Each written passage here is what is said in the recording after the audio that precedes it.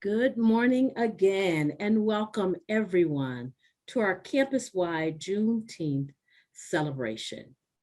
We are so excited that you all have joined us today for really this monumental event. Monumental because we certainly have been having these celebrations here on our campus since 2000. This one is marked even more special because we have now had the federal designation of the Juneteenth holiday, marking, as we all know, the last state of Texas who freed those who were enslaved. This morning, I will start with I am Dr. Regina Richards, and I am the Vice Chancellor of Diversity, Equity, Inclusion, and Community Engagement for the Anschutz Medical Campus. We will begin today with our land acknowledgement. We humbly acknowledge that the University of Colorado Anschutz Medical Campus is located on the traditional and contemporary homelands of Indigenous peoples. Our campus resides on unceded lands of the Arapaho people, established to the Treaty of Fort Larimer in 1851. We recognize the enduring presence of more than 40,000 Indigenous peoples in the greater Denver area. The sprawling urban American Indian and Alaskan Native presence in Denver consists of other tribes native to Colorado, such as Apache, Comanche, Shoshone, and Ute community members. Yet it is now the home to numerous other Indigenous people from many of the 560 plus federally recognized tribes in this country. Together, we acknowledge the history of genocide and the ongoing systemic inequities while respecting treaties made of the territory as a step towards reconciliation and strengthening relationships with Indigenous peoples. We give thanks to the past, present, and future stewards of this land and respect all tribal nations' sovereignty and right to self-determination. We recognize the lessons, including many medical and public health lessons Indigenous communities have offered and continue to teach us. Again, welcome. I would just like to briefly recognize our new campus-wide community award, which was named in honor of the late Congressman and civil rights leader, John Lewis. It is the Good Trouble Award. We have recognized individuals within and our campus community and external to our campus community, faculty, students, residents, and staff members and community members who have routinely gone beyond their assigned roles to advocate for equity and justice in healthcare and in society. These winners of the Good Trouble Award have demonstrated a profound commitment to civic engagement, challenged existing practices or policies, inspired others, and advocated for fairness, justice, and basic human rights. These individuals have sometimes gone against the grain, demonstrating impactful leadership and a sustained commitment to being, in the words of John Lewis, a headlight and not a tail light.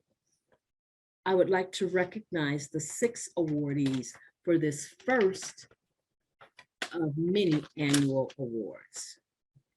Dionisio de la Cerda from the Department of Family Medicine. Rich McLean, who has been a longtime friend of the CU Anschutz Medical Campus, Aurora community. He is a member of our Resident Leadership Council.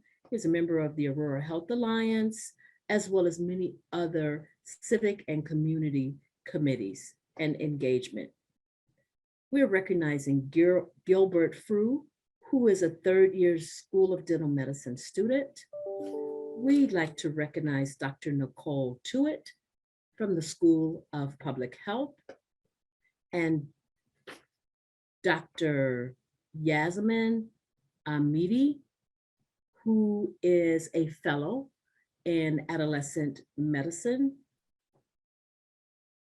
And last but definitely not least, Alexis Barrera, who is with the College of Nursing, the Sheridan Health Clinic.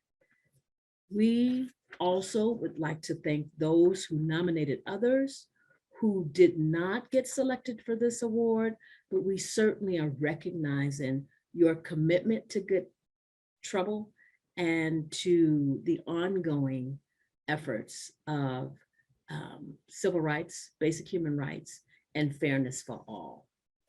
Lastly, I'd like to thank our awards committee, Dr. Stephen Lowenstein, Dr. Tanya Reyes, Dr.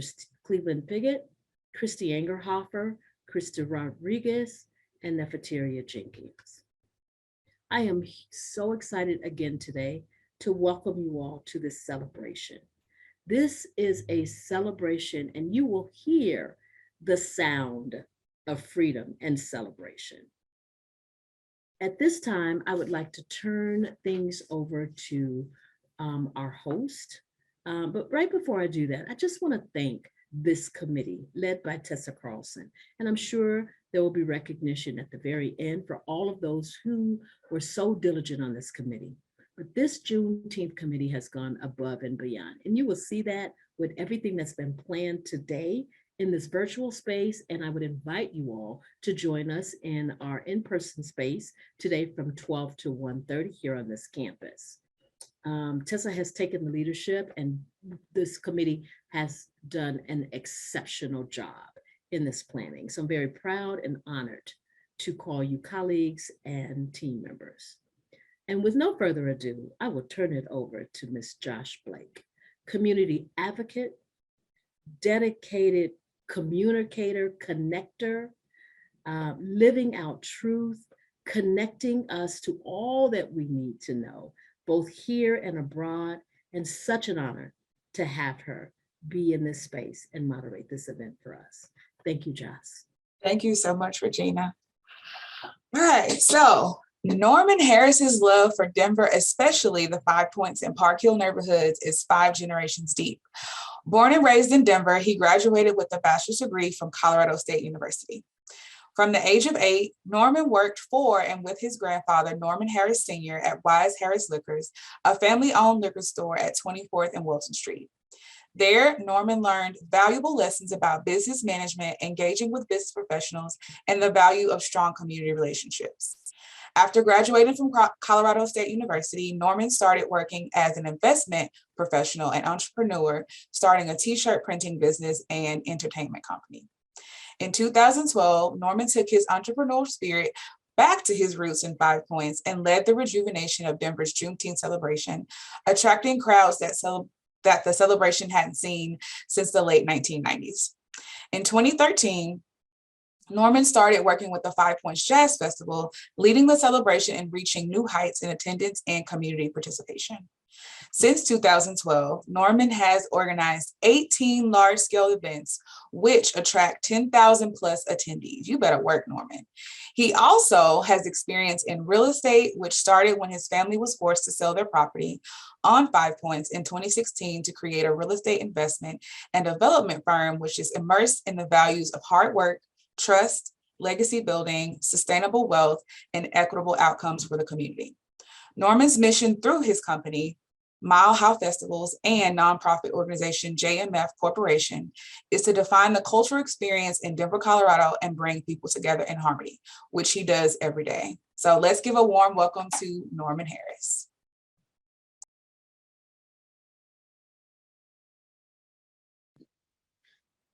Thank you so much, Joss, and thank you all for being here.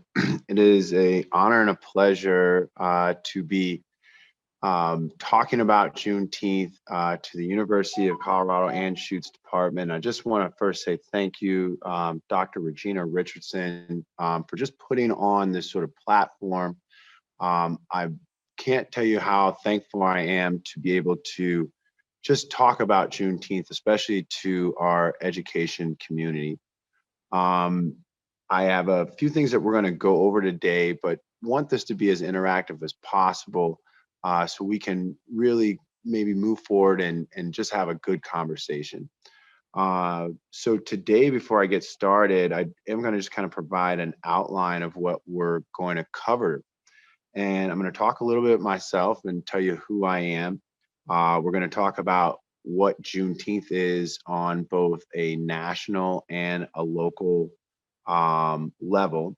We're going to talk about what the significance of Juneteenth becoming both a city, state, and now federal holiday, what that really means. Talk about how you can get involved with our organization. And of course, we're going to talk about the celebration coming up down in 5 Points this weekend. So hopefully that just sets the stage and your expectations. I really want to make this as interactive as possible. So I may be hoping from the moderator, if there are any questions that pop up in the chats, that you can just feed those to me, because I'm literally doing this from my telephone. So if you all can hear me, I just want to make this as cool as possible. I'm, an interactive person. I love to be there in person so I can see folks' faces, but we're going to do as best as we can to make this work. Does that sound good? So from a show of hands, I do have a question. Who on the call, maybe you can just type it in and don't cheat and use Google. Who can tell me who General Gordon Granger is? I got VIP passes for the first person that can put that in the chat. General Gordon Granger.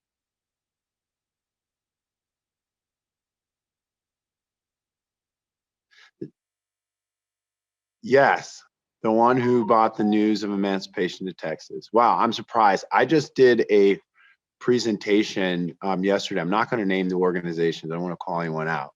But I did a presentation yesterday, and out of a room of about 60 people, there were 0 who knew who General Gordon Granger is.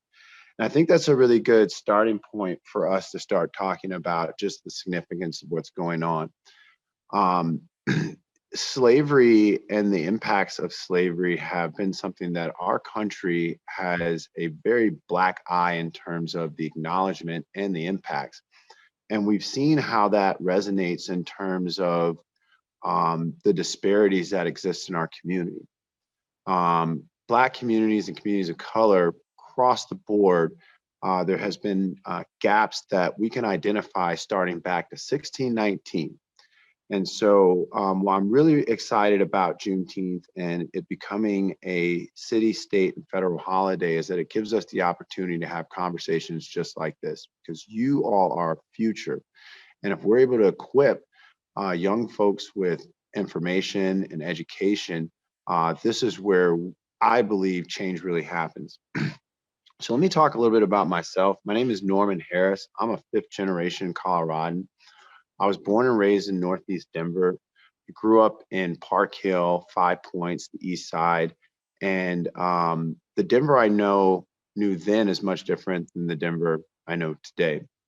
Like much of my peers, I grew up playing football for local football teams, playing basketball, but I actually got the opportunity to go to Colorado Academy, which really probably changed some of the trajectory of my learning experiences. From there, I went to college. I graduated from Colorado State University. And for about 10 years, I worked as an investment professional, as Josh had explained, for Janus Capital Group, a Fortune 500 company. About 12 years ago or so, I got a buzz that I had the opportunity to be able to organize Juneteenth. And if I could tell you, that's been one of the biggest blessings and biggest responsibilities. That's exactly what it's been. So what I want to do is maybe talk a little bit about Juneteenth, what it is and what it means. And so Juneteenth, on January 1st, 1863, President Abraham Lincoln signed the Emancipation Proclamation. And that actually changed the federal legal status of 3 million slaves to free. Now, on June 19th, 1865, that person I mentioned, General Gordon Granger, and 2,000 soldiers announced the emancipation of slaves in Galveston, Texas. So it was literally 2.5 years following the actual date that the Emancipation Proclamation was signed. couple other really probably important just milestones and notes and dates to consider. Generally, 1619 is the year that we acknowledge that slaves have, touched on the United States, and there's quite a bit of evidence that Black folks were here in the Americas, um, you know, generations before. So one thing maybe you can note, there's a brother, his name is Ivan Van Sertima. There's a book called They Came Before Columbus, which dials out quite a bit of information about Africans in the Americas far before Columbus got here.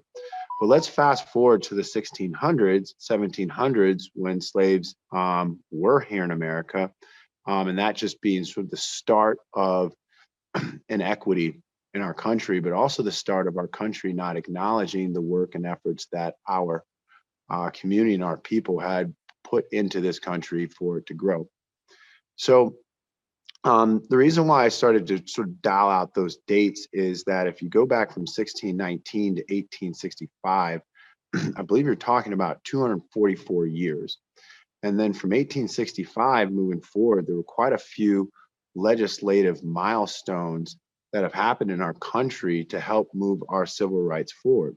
And I want to go over a few of those just so we're on the same page here. So bear with me just a second. So since the Juneteenth, since General Gordon Granger came to Texas delivering that Song of Freedom that Dr. Richards had mentioned, at the federal level, we've had the 14th Amendment in 1868 giving Blacks equal protection under law. We've had the 15th Amendment in 1870 giving Blacks the right to vote, the Civil Rights Act of 1957 for voter protection, and the Civil Rights Act of 1964 for equal employment, just to name a few. Now, I want to pause with that Civil Rights Act of 1964, and I'm sure Dr. Regina and some of our folks who, well, maybe just pause there. Can anyone tell me, or maybe drop in the chat, some of the implications of who has been standing on the Civil Rights Act of 1964? What disadvantaged groups have advanced because of the efforts of African Americans to get us to that legislative milestone? So I just want to take a stop there and see if anyone can chime in with that. Right. So LGBTQIA, disabilities, the whole ADA, whole ADA, correct? And the reason why I'm pointing that out is, we go back to 1619, correct? Slavery. And then we go to 1865, the General Gordon Granger and Juneteenth. And then immediately following all these milestones that start to happen, and I will argue that those are on the backs of African Americans who are fighting for civil rights. And so what we have done as a people is have opened the door for so many other disadvantaged groups to fight for civil rights and equality in our country. And I think that's very important because now we are at 2022 and Juneteenth is a city, state, and federal holiday. So we're going to pose that question back again. Well, what made Juneteenth actually become a city, state, and federal holiday in between the 200 plus years that since General Gordon Granger signed that document? And I want to maybe throw back out in the chat because those are things that we have witnessed very recently. What do you think was the tipping point of Juneteenth actually becoming a city, state, and federal holiday?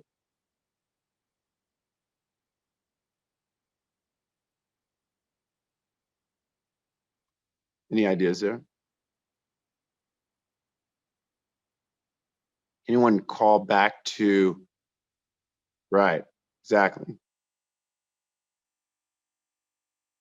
So I am specifically talking about, I believe April to June 2020, when we saw an escalation of violence towards African-American men, women, and children by various security and police forces. So correct, we saw George Floyd, we saw Ahmaud Arbery, literally in a matter of days. And from that, what we got was a legislative milestone. Juneteenth becomes a federal holiday. Well, if we go back and we outlined a number of different of those legislative milestones, I want to pause there and say, now we're at another. Juneteenth is a federal holiday. It's a city holiday and it's a state holiday. What does that actually mean? So we're going to transition a little bit. I'm going to talk more about our city celebration here at Juneteenth and what has happened here locally. Denver is a pretty unique city in that it sits fairly in the middle of the country, and post-slavery, we saw a tremendous amount of African Americans who were migrating from south to north, from rural to urban. And with them, they carried quite a few traditions from the South. One of those were Juneteenth. Another really cool, unique thing about Colorado, and maybe it's not so cool, is that there were heavy practices of redlining. And so literally as African Americans were finding places to settle, they were only allowed to live in certain places in the city. Well, that place happened to be the 5 Points neighborhood. And so because we weren't allowed to live in other neighborhoods, we had to concentrate our communities there and start to build solutions within our own community. And so between about the early 1900s and the mid to late 1960s, the 5 Points was one of the most thriving Black communities in the entire United States of America, containing gas stations, grocery stores, clothing stores, literally a city within a city and a community within a community. What also was born in 1953 in the 5 Points was the Juneteenth celebration. And since 1953, the 5 Points community has been hosting one of the largest Juneteenth celebrations in the world, or I should say in the country. I don't think it's been celebrated in the world. By the mid-1980s, there were hundreds of thousands of people that would pack the streets of Welton for an entire week at times. But that also signifies something else, that around the mid-1980s, our communities came under attack. And we saw a rise of gangs, drugs in cities all across America. What that also did was planted the seeds, in my opinion, of gentrification. And so while violence was rising in inner cities, investments in inner cities was declining, and folks of our kind were moving out of those inner cities looking for better places and better opportunities for our children to live. At the same time, there were investment dollars coming into these communities, buying up these properties at dimes on the dollar. And that's the real seeds of gentrification. Well, let me fast forward a little bit, 2012 and I'm going to stick on Juneteenth. So between about the late 1980s and early 2000s, Juneteenth celebration in Colorado saw a serious decline, along with a number of our urban communities, literally a divestment. And what we saw were grocery stores leaving neighborhoods. We saw some of our most talented contributors leaving neighborhoods. And what was replaced with investment dollars to buy up the properties that our grandparents and great-grandparents bought to own. So when we took over in Juneteenth in 2012, what we saw in 5 Points was pretty much an opportunity for us to plant a cultural seed. We wanted to provide an opportunity for our community who had been displaced over the last 10 to 15 years to at least have an opportunity to contribute to the cultural fabric of the neighborhood and contribute to an institution that had over a 60-year history. And so what was birthed was Juneteenth Music Festival. For the last 10 to 12 years, that festival has been growing. Then COVID came, and that's where was one of the biggest opportunities for us as well. Because for 10 years, we were focused on having an amazing street festival, but did lose a little focus on what our actual messaging and purpose was. But what COVID forced us to do was to look at some of the partnerships that we were fostering and look for ways for us to become more inclusive and allow more of our community to be a part of Juneteenth. And what was born for that was a very poignant conversation between the organizers of Juneteenth and the organizers of Black Pride. What we found out of that conversation is that members of our LGBTQIA community, those folks who were standing up on those Civil Rights Act, were going down to Pride Fest, which were happening on the same day as Juneteenth, and weren't feeling accepted there. Then they would come down to 5 Points on the same day and weren't feeling accepted there. And those just aren't outcomes that I think we should be happy with.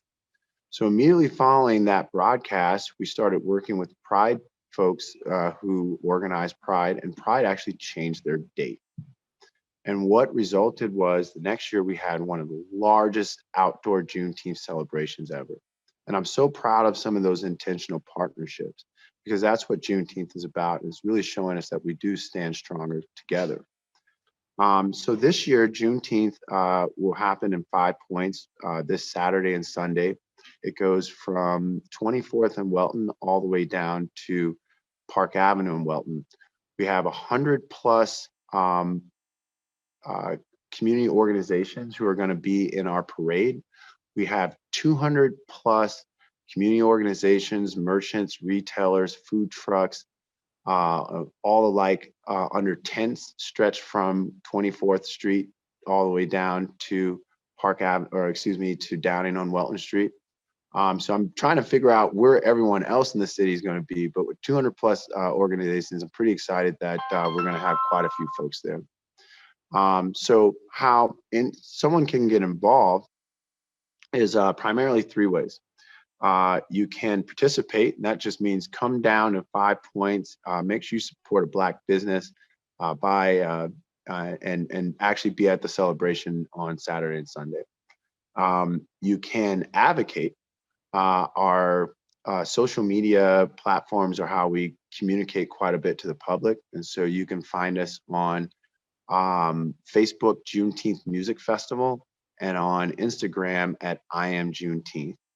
And if you are feeling really compelled, you can donate. The celebration is completely free, and we bring in headline talent. We've got a music lineup where I'm bringing one of my favorite artists of all times, Dave East, and then Sunday we have Twista, but then we have a local lineup of legends from Cuban jazz to hip hop. So we have an amazing youth zone that's being powered by all the sports teams in the city. So if you have kids or you got little brothers and sisters, bring them down. From the Colorado Avalanche to the Colorado Rapids to the Denver Nuggets, there are going to be giveaways for kids to come home. And I go back to some of my original experiences with Juneteenth as a child and why that is so important. Because we want a child for this to be as exciting as the 4th of July. I want a kid to come home with a t-shirt, a hockey stick, and possibly to be linking with Dr. Regina Richards and these good folks over at the University of Colorado Anschutz campus to be finding some summer programs that they can be involved in. And those are the types of connections that are made at Juneteenth. And that's really what it's all cooked up to be. So all that happens this weekend between Saturday and Sunday. And I hope I saw Josh pasting in some links there. I hope that that kind of gives everyone a clear understanding of some of the things that are happening. So let me pause there because I don't want to turn into a talking head. Any questions about what's going to happen this weekend before I talk a little bit about our organization and some of the other work that we do?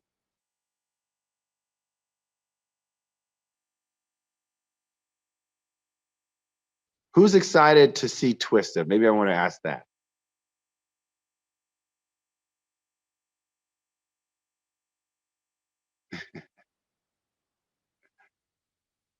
Chi-Town is definitely in the building. Okay.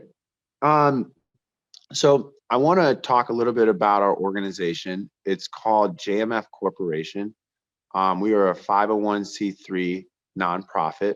public charity. We've been in existence since 2015, and we're responsible for producing Juneteenth Music Festival, which is our 2-day annual kickoff for the summer.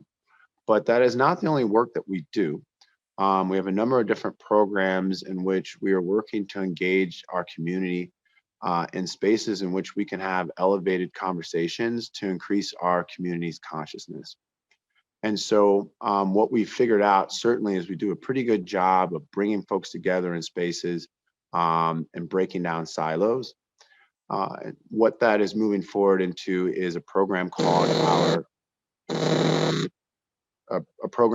our community mashups.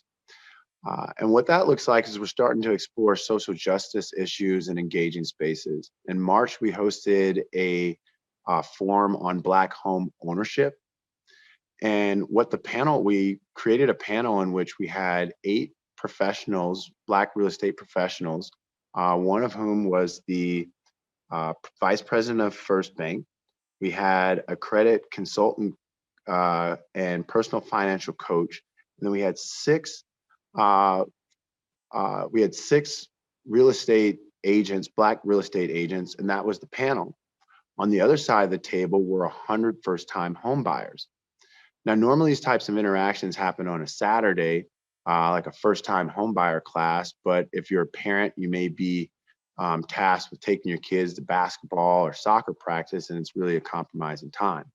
Well, for this interaction, it was on a Friday night at a brewery with a DJ. And so really what our approach is meeting our community where they are and working to provide a space for us to connect that is convenient. So we were very excited with how that turned out. We've got a number of different mashups planned. It's a quarterly program. In July, we've got one on financial literacy for creatives, and that's a partnership with Janice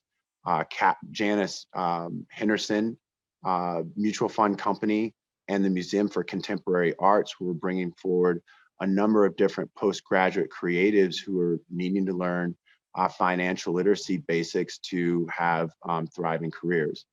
In the fall, we are going to be hosting one with the ACLU that's based on civic engagement.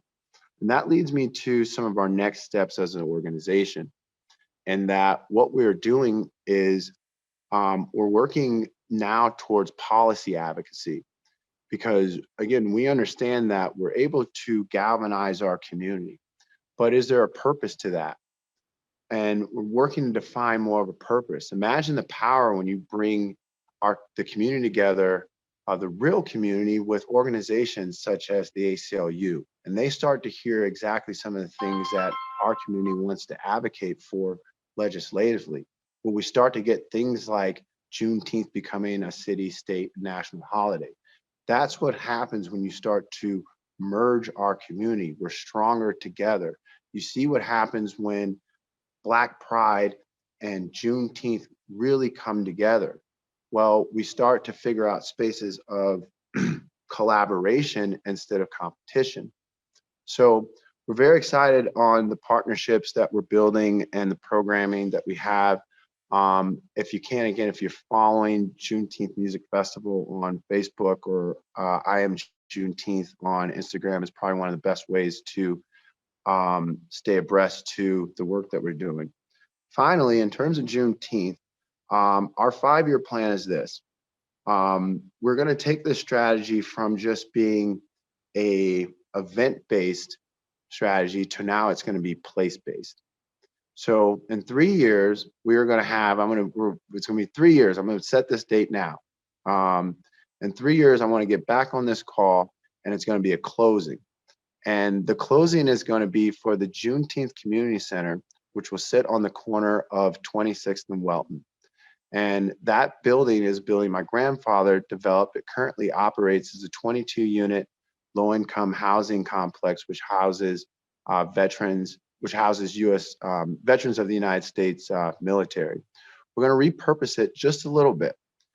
What that building is going to service now are creatives who are in that space of their finances where they need that help for living. But what the space is also going to be is a community and cultural center and function as a business and a bar. So if anyone's ever been to like the Busboys and Poets in Washington, D.C., it's a concept like that. And what it will also do is just give Juneteenth Music Festival a permanent home in 5 Points. So that is the goal. That's where we're going the next 3 years for JMF Corporation, our nonprofit, and definitely need partners, folks like you who are on the other side of this call, participating, advocating, and if you feel it in your heart, donating. Any questions there? I think I have a few more minutes to talk about some of my work that I do outside of just being an event organizer to try to close these gaps for understanding. I definitely want to leave some time for any Q&A.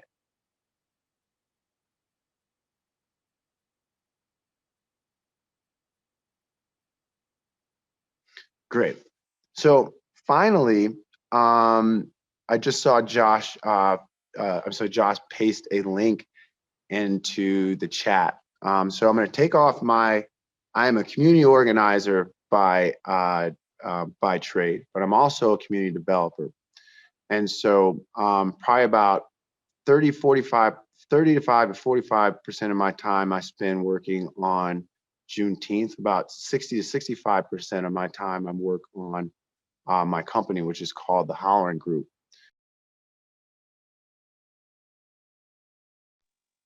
We're an African-American owned development company based here in Denver, Colorado. And we're taking on a new brand of development and looking to disrupt our industry. And what we've seen across the city is inequitable or unequitable development. And we've seen many things starting without us first in mind. Well, when you take an asset-based community development approach, we start with our community first. And that's what we've been doing at Juneteenth. We've been starting with who are the stakeholders that we need to bring to the table?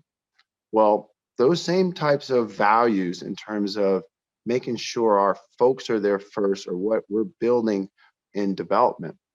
And what you're going to see is that's going to manifest at the Park Hill Golf Course.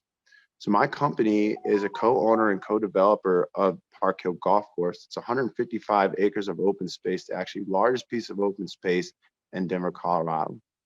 And we have a vision to bring forward development that's going to provide equitable opportunities for our community at scale across the entire Northeast corridor. What that looks like, to me, it looks like DIA. Anyone been to DIA and understand that there's probably, I think, $300 billion of gross revenue that DIA earns each year. And I bet there's less than 3% of that money gets into our community. Well, we have that type of opportunity at the Park Hill Golf Course for us to not only build a community that we are going to live in, that our kids are going to live in, and where we can work, live, and play. And we're going to see that happen in the next 5 years. So hopefully, maybe the next time I can jump on a conversation like that, we could really focus on the work that we're doing there, because there's an amazing amount of connectivity between what we're doing in 5 Points, what we're doing in now Park Hill. So I felt like that was all I had to kind of talk about in terms of what's happening this weekend, and hoping that on the other end, I am providing some understanding of the connectivity between work that's happening at Juneteenth and beyond work that we're doing in Northeast Denver. So I may just pause there, and hopefully there's some Q&A because my mouth is really dry.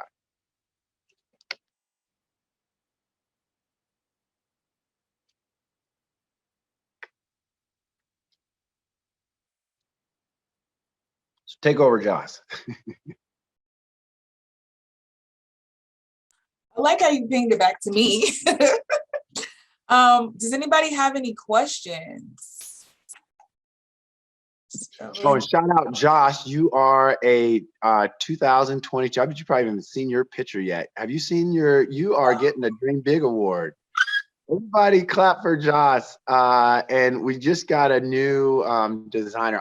The picture, you are just, I got to email you the picture. I'm like 2 days behind in my emails. It's okay. But everyone, award winner for our Dream Big platform as well.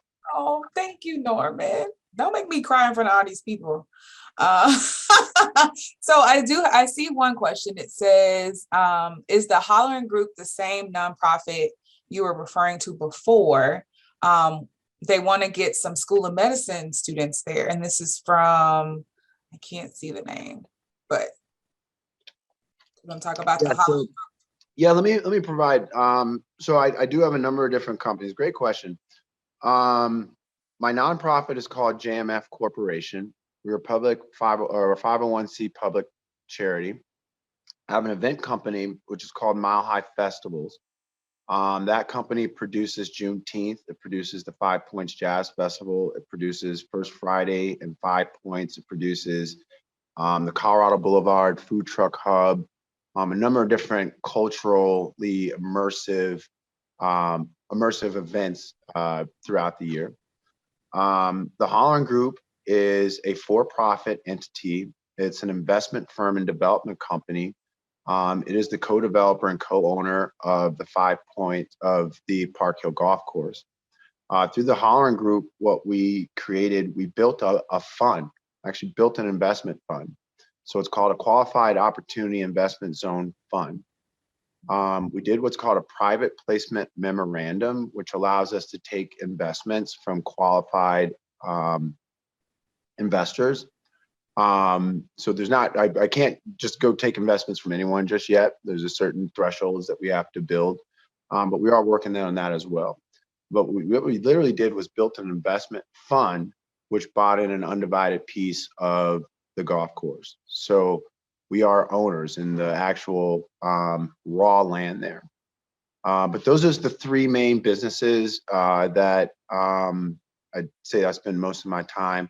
And then I just want to first give a real shout out to Miss Alicia Elliott, who really helped get me here, and just the mother of my beautiful daughter, Emery. And so I just want to just thank Alicia for really connecting the dots here. Yes. So shout out to you. I know she's probably mad at me for mentioning that, but I would not be here not for the support that we have with our little baby.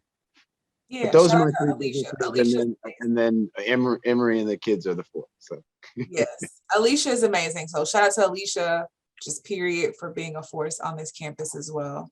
So we had another question from Rhonda. What is being done? So in addition to festivals, what is being done to preserve the history of 5 Points, especially since the housing has changed? That's a good question. I'd say we're working on scalable solutions for businesses to be able to thrive in 5 Points and in Northeast Denver. So I'd say what we're working towards is creating the new legacy, creating the new opportunities. Working on identifying the gap that you have to cover for a Black business to actually be able to survive and thrive. And those nuances are a little bit more, they're tougher to kind of figure out than what I think we understand them to be. Because a lot of times you're just like, okay, why can't we just give someone money to do X, Y, Z? It's just not sustainable. We have to find sustainable ways to get our businesses the type of runway they need to succeed. And I'm starting to understand that, and that I'm doing a lot more real estate types of business now. And so what that looks like for, let's say, a business like Welton Street Cafe, they're getting ready to move to a new location. They're doing a complete construction of a restaurant. They're basically starting from scratch. But if you're a landlord, is that saying, hey, I'm going to charge you $5 a square foot for the first 3 years of your lease so you can actually be ready to pay me downtown rent when you get your business together? But sometimes those conversations just aren't had. They're not just, we don't spend enough time with each other to build up the understanding of the types of partnerships that need to exist for these things to work. So we are definitely in the weeds right now looking at, there's individual businesses. I can name them in 5 points, from Agave Short, Spangalang, to Welton Street Cafe, to Urban Sanctuary, these are businesses we are working with daily to make sure that we're creating that runway. But now, is there a way for us to do it at scale? Can we go from 3 businesses to 300? And that's where the Park Hill Golf Course comes in. Really cool thing that we're doing over there. We have it's called the Colorado Boulevard. And what that looks like is we have different Black-owned food trucks who park there once every Thursday. Well, one of those businesses is a group called AFC Wings. They have these brothers have the best wings in the city. So I've literally watched them grow over time. They started with like a fryer. They didn't have a tent. They have a license. They have anything. Well, by this time, that was last summer. This summer they come in, they got their stuff together, but now they're on DoorDash, right? So every day they come to the Park Hill Golf Course, they're feeding, they're serving folks that are pulling up, but then there's cars that are coming and picking up plates and taking their food across the city. And they're doing that in a space, right? So what happens if you had, they're doing that out of a 10 by 10 as 100 square feet. What if we did that times 1,000 and had those types of opportunities for those 300 businesses I'm talking about? And so those are the strategies that we're taking that's what we're working on through the Holland Group. I love it. That's so awesome. We did have Tiffany Roth had her hand up, and I wanted to give her an opportunity to speak out.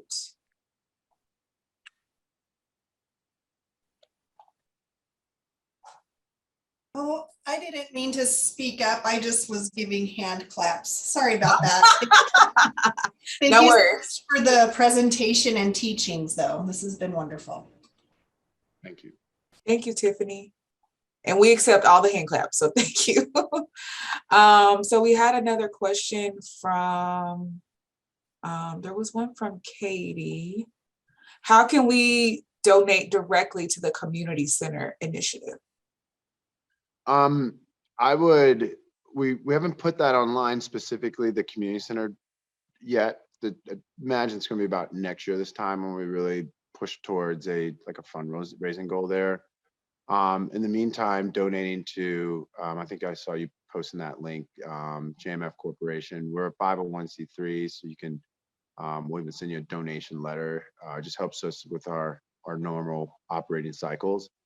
But you'll probably see that project come online with a vision in the next year.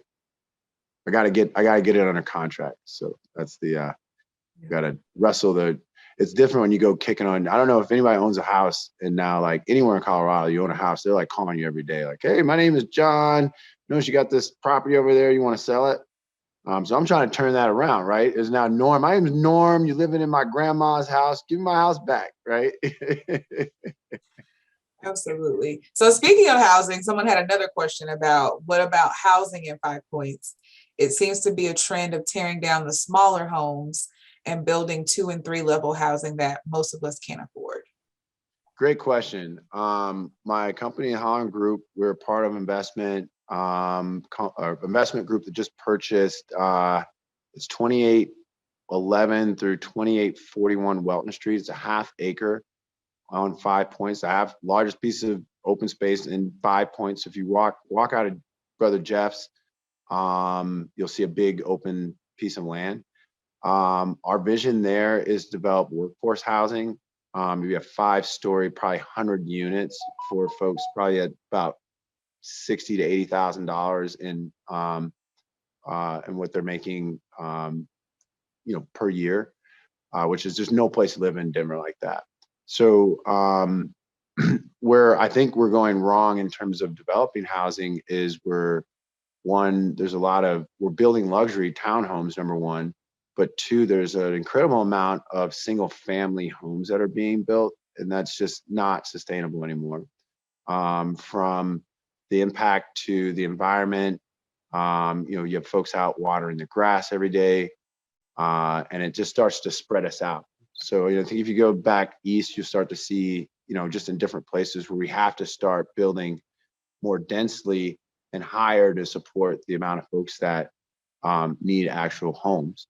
So in terms of, to answer your question, what we're doing specifically, what I'm doing specifically in 5 points in regards to housing is that particular project, which will come online probably next year. But I think there's some broader things that we need to address.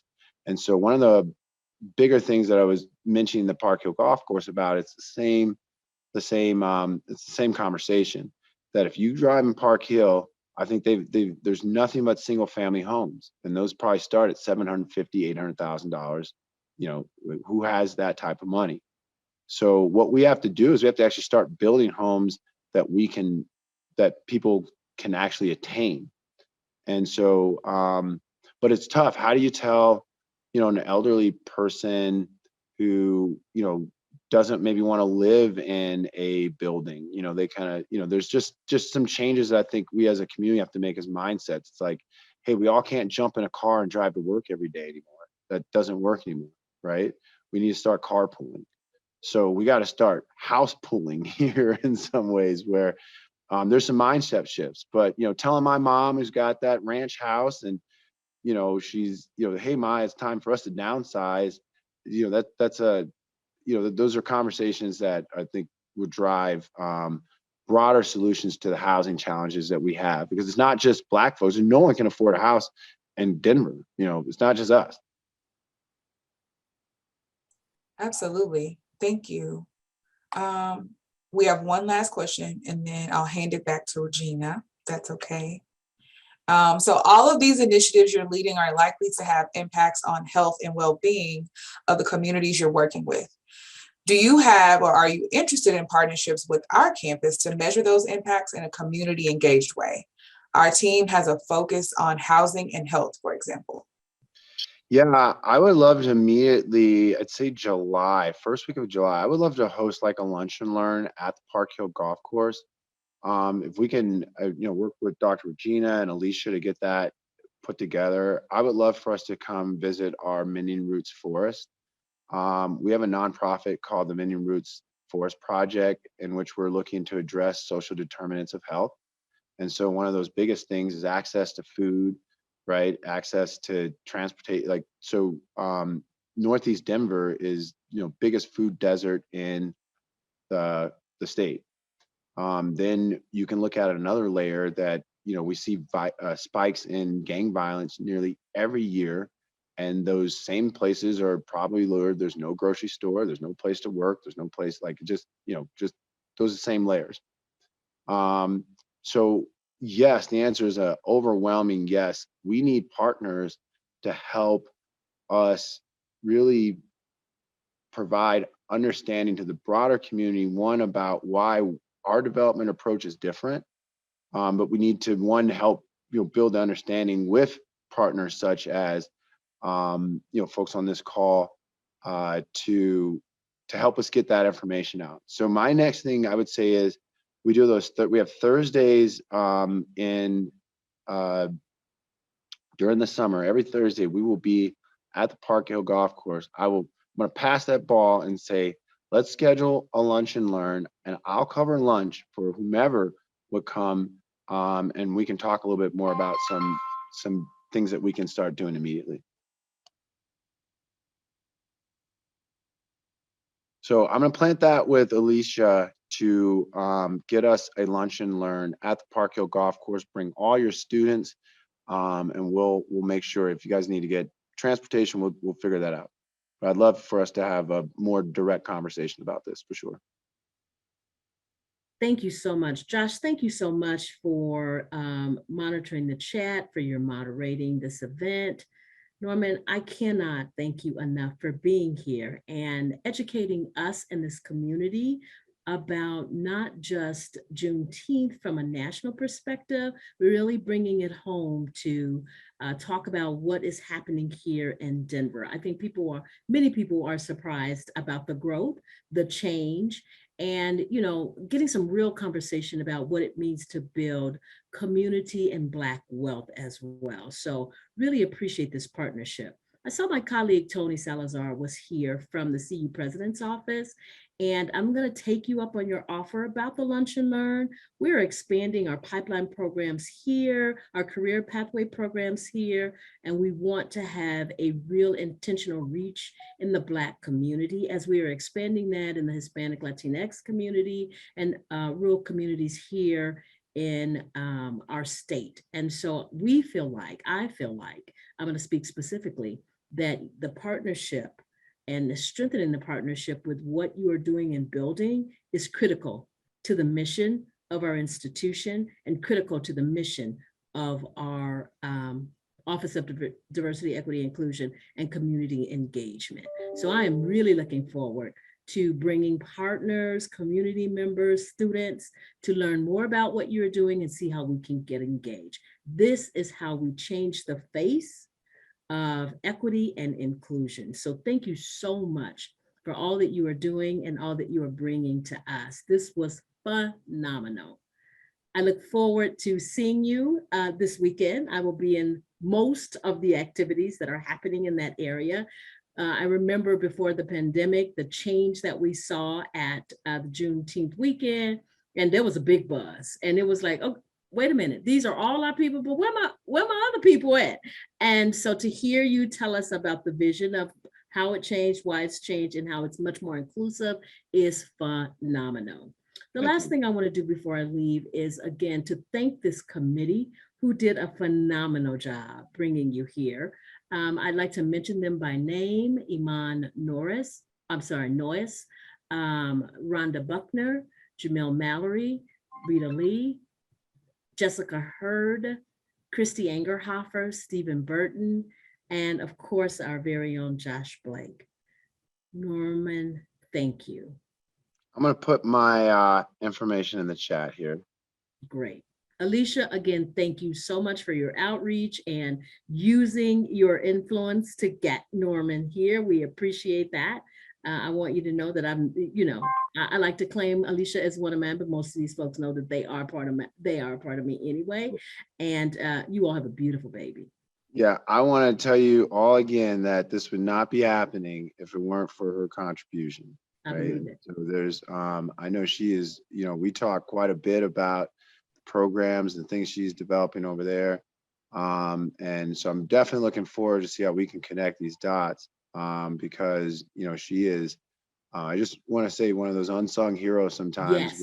Where, I get a lot of credit and, there's some folks that are standing in the behind the scenes, but, if you've been a part of any team, you can't hit any shots unless you got some folks getting a rebound. That's right? It. Let me tell you something. We're not just talking about it, we're being about it over here. Yeah. And I am so proud that Alicia is part of that team and making things happen. So again, we want to give much gratitude to you, the work that you're doing for the community, and also to say that I'm following up. We following up. It's not about, you need to know it's going to happen. So we'll look forward to the next time, and I definitely will see you around and about the 5 Points area this weekend. I will make a point to find you. I'll talk to Lisa that we at least touch base and say hi this weekend. Oh, you don't have to worry about it. I'll be there. Okay. Take good care of yourself, and thank you for everything. Thank you so much. Thank you, everybody, for joining us today in this celebration. If you're on campus, don't hesitate to come and see us in person at in front of the Anschutz Health and Wellness Center building. Thank you all again for being here and your participation, and happy Juneteenth celebration. This is the sound of freedom.